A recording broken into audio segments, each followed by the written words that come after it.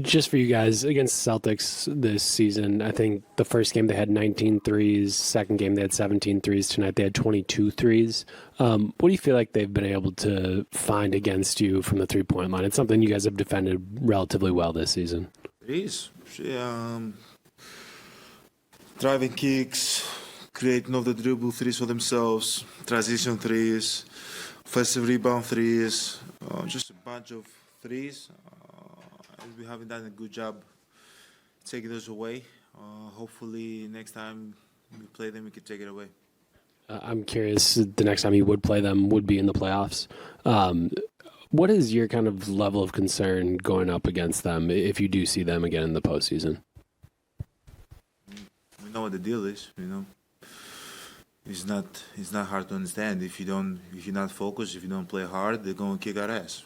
Simple as that. They did it tonight. Won by 40. If you're not locked in, if you don't play hard, and if you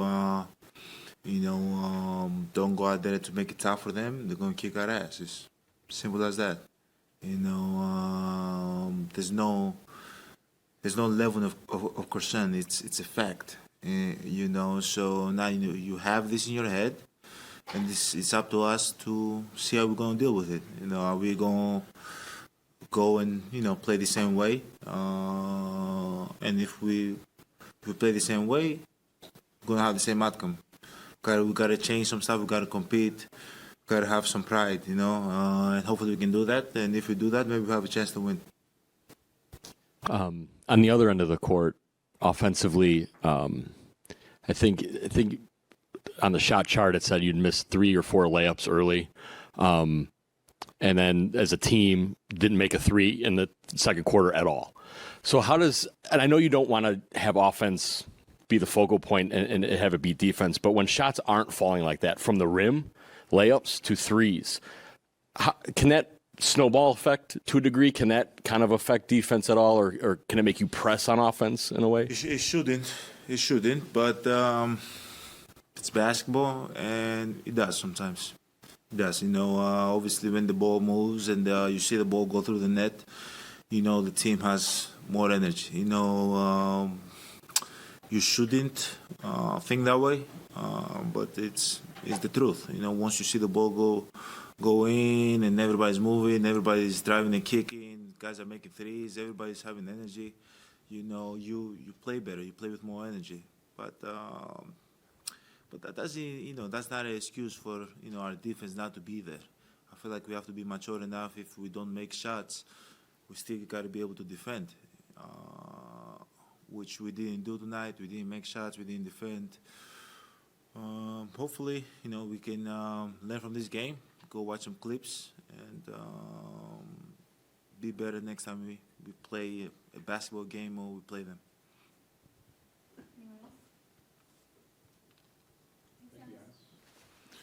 You guys. Hey, bud. I think with 4:11 left in the first quarter, you guys went up 21-20 on a Brook Lopez dunk. It ended up being 52-30 about 9.5 minutes later. How do you feel like the game kind of came apart there at the end of the first quarter and start of the second quarter?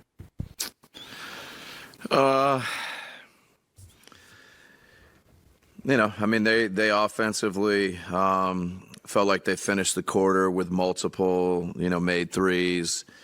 I think that contested and good plays by them or, tough shots, and they're capable of that. And, I don't think we responded offensively. And then just the second quarter, it's hard to put it every one of them, but just, they were very good tonight and we weren't. And credit to them. They put it on us in a big way, and, we'll be better, and we'll come back to work and, get after it.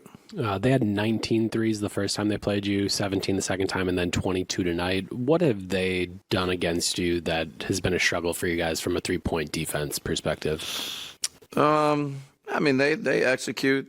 They cut hard, they screen hard, they shoot them off the dribble. That's probably the biggest thing. We got to look at it. We got to find a way to be better against the three-point line. You went with Jay and Wes and no Pat in that first half tonight. Just what do you like about those two guys? And I guess defensively against Tatum and Brown, what do you need to see more of if you see them in the playoffs? Yeah, we got to get more stops. We got to find a way to get them to miss. It's not that complicated. They're making shots. We got to find a way to make them miss. We got to be better. Ton of faith and belief in everybody.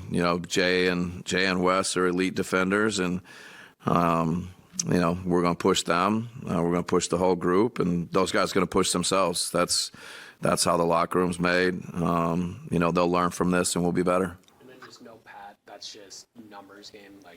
Yeah, at some point we just we talk about the depth of the team, the strength of every position but the wings, and went with Wes and Jay in the first half, and got a lot of confidence in all three of those guys. But at some point you got to draw some lines.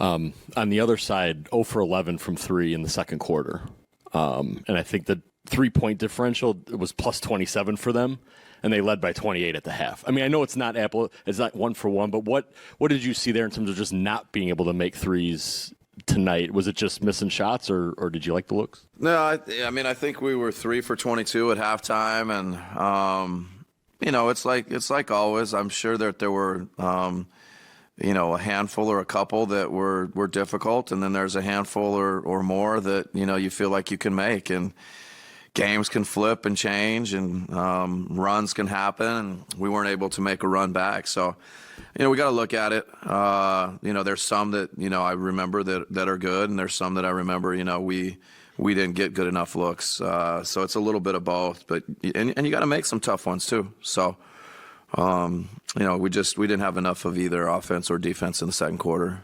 Giannis, at least to the shot chart, Giannis missed 3 or 4 layups in the first quarter, 3 for 10 to start the half. Obviously, Jaylen Brown goes the other way in terms of how many he made. How does that change momentum a little bit when Giannis just, especially shots like that usually go in, are rimming out in terms of maybe stalling offensive momentum or getting frustrated? Yeah, no, I mean, you kind of need you need those probably to go in. You need a little bit of everything tonight.